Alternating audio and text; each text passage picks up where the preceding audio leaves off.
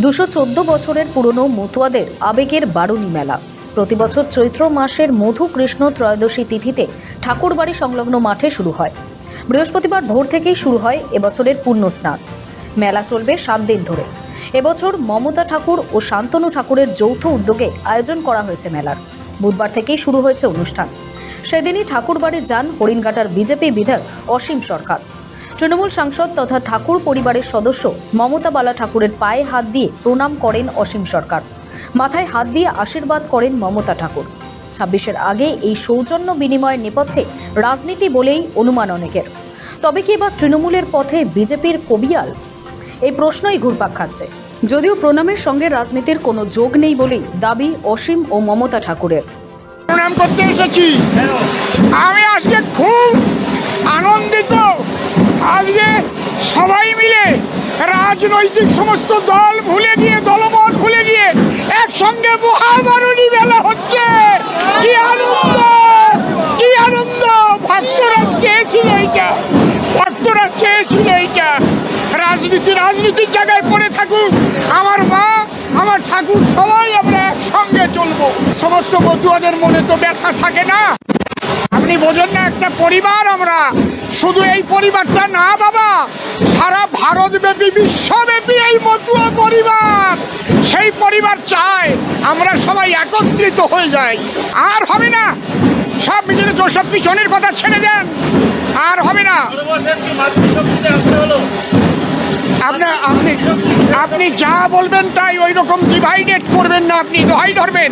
সবাই আমরা হরিচাঁদ শান্তি মাতার চরণ তলে এসেছি সবাই। এটা ভক্ত এবং ভগবানের মহামিলন, মা সন্তানের ব্যাপার।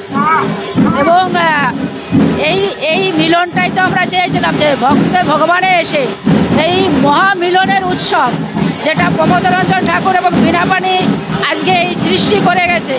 ওপার বাংলাতে আমরা যেতে পারছি না, কিন্তু আজকে যে মহামিলনের উৎসব, সংসার থাকলে গোলমাল হয়, ভুল বোঝাবুঝি হয়, তো জগতের নিয়ম, কিন্তু ভক্তরা শান্তি পাক, এটাই আমি চাই। পৃথিবীতে মাতৃশক্তির উপরে কোনো শক্তি নাই। আমি বললাম এটা তো ভক্ত ভগবানের মহামিলনের জায়গা, এটা তো রাজনীতির জায়গা। আগেও আমরা কোনোদিন ভাবিনি, আমি আজও ভাবিনি, আগে তো ভাববো না। কেননা আমি যে রাজনীতি করি, সেই রাজনীতি আমাকে শিখিয়েছে যে ঠাকুর বাড়িতে কখনো রাজনীতিটা করবে না, এবং আমি আমার নিজের কার্যালয়টা পর্যন্ত ঠাকুর বাড়ির বাইরে রেখেছি। এদিকে ভিডিও ভাইরাল হতেই শুরু রাজনৈতিক তরজা। দেখুন, ওটা একটি ধার্মিক সম্প্রদায়ের ব্যাপার, পারিবারিক ব্যাপার এসে যায়। অনেক সংগঠনে আমরা দেখেছি সেখানে পারিবারিক সমস্যাও তৈরি হয় গুরুদেবের পরে অধিকার নিয়ে, কারণ আর্থিক ব্যাপারে চলে আসে। পূজনীয় অনুকূল ঠাকুর এত বড় সাধক, তার পরিবারের সমস্যা হয়েছিল। ব্যবসা নিয়ে আম্বানির সমস্যা, পরিবারের সমস্যা দেখে, এটা পারিবারিক সমস্যা। কিন্তু যারা মতুয়া মথের ধার্মিক ব্যক্তি, শ্রদ্ধার সঙ্গে গুরুদেব হরিচাঁদ গুরুচাঁদকে পুজো করেন, শ্রদ্ধা করেন, তারা আমাদের কাছেও পূজনীয়। তাদের মনে যেন কোনো ক্লেদ না আসে। ভক্তরা ভগবানকে ভালোবাসেন, গুরুদেবকে ভালোবাসেন। মাঝখানে যা সমস্যা, সেটা আইন কানুন হচ্ছে, ঠিক আছে। যার যার ধর্ম তার কাছে, উৎসব সবার, এটা মনে রাখতে হবে। আজকে মমতা ঠাকুরের কাছে এসছেন তো ভালো হয়েছে। আমরা তো ধর্ম নিয়ে রাজনীতি করি না, কোনো দিন করি না। আমরা সর্বধর্মের সমন্বয় হচ্ছে আমরা। মতুয়া মহাসংঘ তাই, সর্বধর্মের সমন্বয়। আমার সব ধর্মের মানুষ এখানে রয়েছে।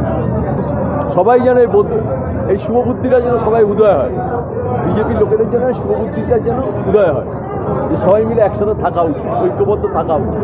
ধর্ম নিয়ে বিভাজন করা উচিত না, আর বাংলায় ধর্ম নিয়ে বিভাজন করা যাবে না। খুব ভালো, পুজোয় কোনো রাজনীতি হয় না। যারা